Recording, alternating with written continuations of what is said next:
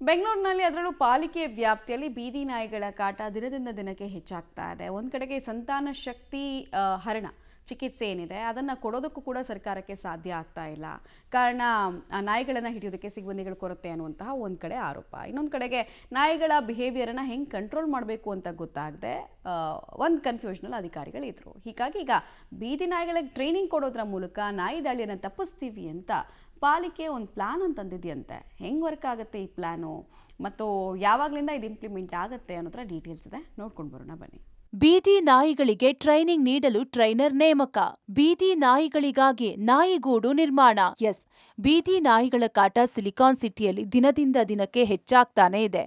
Aggressive ಆಗಿ ಜನಗಳ ಮೇಲೆ ಅಟ್ಯಾಕ್ ಮಾಡುತ್ತಿರುವಂತಹ ಘಟನೆಗಳು ವರದಿಯಾಗ್ತಾನೆ ಇದೆ.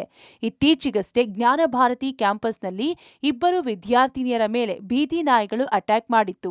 ಬೀದಿ ನಾಯಿಗಳ ದಾಳಿಯಿಂದ ಈ ವರ್ಷದಲ್ಲೇ ರಾಜ್ಯದಲ್ಲಿ 26 ಜನ ಮೃತಪಟ್ಟಿದ್ದಾರೆ. ಬೀದಿ ನಾಯಿಗಳ ದಾಳಿಗೆ ಮತ್ತು ಈ ರೀತಿಯ ವರ್ತನೆಗೆ ಅನೇಕ ಕಾರಣಗಳು ಇರುತ್ತೆ. ಎಲ್ಲೆಲ್ಲಿ ಅಗ್ರೆಸಿವ್ ನಾಯಿಗಳು ಪದೇ ಪದೇ ಜನರ ಮೇಲೆ ದಾಳಿ ಮಾಡುವುದು, ಕಚ್ಚುವುದನ್ನ ಮಾಡ್ತಿದ್ರೆ ಅದನ್ನ ತಂದು ಚಿಕಿತ್ಸೆ ಮತ್ತು ಟ್ರೈನಿಂಗ್ ನೀಡೋ ಪ್ಲಾನ್ ಅನ್ನ ಬಿಬಿಎಂಪಿ ಮಾಡಿದ್ದು.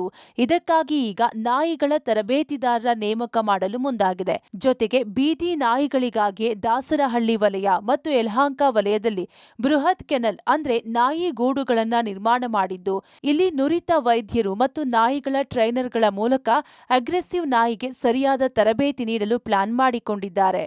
ಯಾವುದಾದ್ರೂ ಡಾಗು ಅಗ್ರೆಸಿವ್ ಬಿಹೇವಿಯರ್ ತೋರಿಸಿ ಮಲ್ಟಿಪಲ್ ಟೈಮ್ಸ್ ಬೈಟ್ ಮಾಡ್ತಾ ಇದ್ದರೆ, ಅನ್ಪ್ರೊವೋಕ್ಡ್ ಬೈಟು, ಅಂಥ ಕೇಸಲ್ಲಿ ಅಂಥ ಡಾಗ್ಗೆ ನಾವು ಅಬ್ಸರ್ವೇಷನ್, ಈಗ ನಾವು ನಮ್ಮ ದಾಸರಳ್ಳಿ ಮತ್ತು ಯಲಹಂಕಲ್ಲಿ ಅಬ್ಸರ್ವೇಷನ್ ಸೆಂಟರ್ಸನ್ನು ಚಾಲೂ ಮಾಡಲಿದ್ದೀವಿ.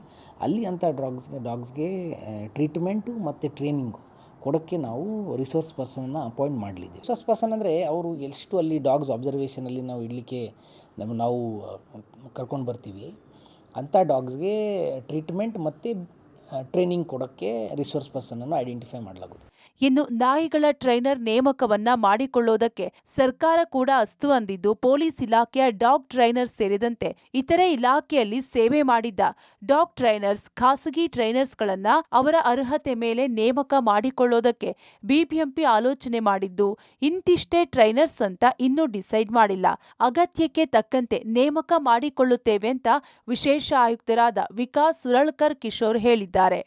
ಅವರು ಡಾಗ್ಸ್ ಟ್ರೈನಿಂಗಲ್ಲಿ ಇನ್ವಾಲ್ವ್ ಆಗಿರಬೇಕು, ಎಕ್ಸ್ಪೀರಿಯನ್ಸ್ ಇರಬೇಕು, ಆ ಥರದ್ದು ಬೇಸಿಕ್ ಕ್ರೈಟೀರಿಯಾ ಇದೆ. ಡಾಗ್ ಟ್ರೈನಿಂಗ್ ಅಂದರೆ ಡಾಗ್ ಜೊತೆ ಇಂಟ್ರ್ಯಾಕ್ಷನ್ ಮಾಡುವಂಥದ್ದವ್ರದ್ದು ಎಕ್ಸ್ಪೀರಿಯನ್ಸು. ಈ ಥರದ್ದು ಟ್ರೈನಿಂಗಲ್ಲಿ ಇನ್ವಾಲ್ವ್ ಆಗಿರುವಂಥದ್ದು ಸಾಕಷ್ಟು ಕಡೆ ಪ್ರೈವೇಟಲ್ಲಿ ಕೂಡ ಆಗಿರ್ಬೋದು, ಗೌರ್ಮೆಂಟ್ ಡಿಫ್ರೆಂಟ್ ಡಿಪಾರ್ಟ್ಮೆಂಟ್ಸಲ್ಲಿ ಅವರು ಇನ್ವಾಲ್ವ್ ಆಗಿರೋದಿದ್ರೆ ಅಂತ ಅವರಿಗೆ ನಾವು ಪ್ರಾಧಾನ್ಯತೆ ನೀಡಲಾಗುವುದು. ನಮಗೆ ಎಷ್ಟು ಜನ ಅವೈಲೇಬಲ್ ಆಗ್ತಾರೆ ಅಷ್ಟು ಜನರಿಗೆ ಕೂಡ ನಾವು ಅವ್ರದ್ದು ಸರ್ವಿಸಸ್ ನಮ್ಮ ಅವಶ್ಯಕತಕ್ಕಂತೆ ತಗೊಳ್ತೀವಿ. ಸದ್ಯಕ್ಕೆ ಅಲ್ಲಿ ನಾವು ನಮ್ಮ ಅಬ್ಸರ್ವೇಷನ್ ಸೆಂಟರ್ಸ್ ದಾಸರಹಳ್ಳಿಯಲ್ಲಿ ಒಂದು 5 ನಮ್ಮದು ಕಮ್ಯುನಿಟಿ ಕೆನಲ್ಸ್ ಇದ್ದು, ಮತ್ತು ಯಲಹಂಕ ಅಲ್ಲಿ ನಾವು ಅರೌಂಡ್ 100 ಡಾಗ್ಸ್ಗೆ ಅಬ್ಸರ್ವೇಷನಲ್ಲಿ ಇಡಲಿಕ್ಕೆ ಅಷ್ಟು ಕೆಪಾಸಿಟಿ ಸೆಂಟರ್ ಎಸ್ಟಾಬ್ಲಿಷ್ ಮಾಡ್ತಾ ಇದ್ದೀವಿ. ಏನು ಸ್ಟೇಟ್ ಗೌರ್ಮೆಂಟ್ದು ನಾರ್ಮ್ ಇದೆ, ಅವರಿಗೆ ಪರ್ ಡಾಗ್ ಪರ್ ಸೆಷನ್ ಇಷ್ಟು ಅಮೌಂಟ್ ಕೊಡಬೇಕಾಗ್ತದೆ. ಆ ಆಧಾರದ ಮೇಲೆ ಅವ್ರದ್ದು ಎಕ್ಸ್ಪರ್ಟೀಸ್ ನೋಡಿಕೊಂಡು ಅವರಿಗೆ ನಾವು ಅವ್ರದ್ದು ಸರ್ವಿಸಸ್ ನಾವು ಪಡಿತೀವಿ.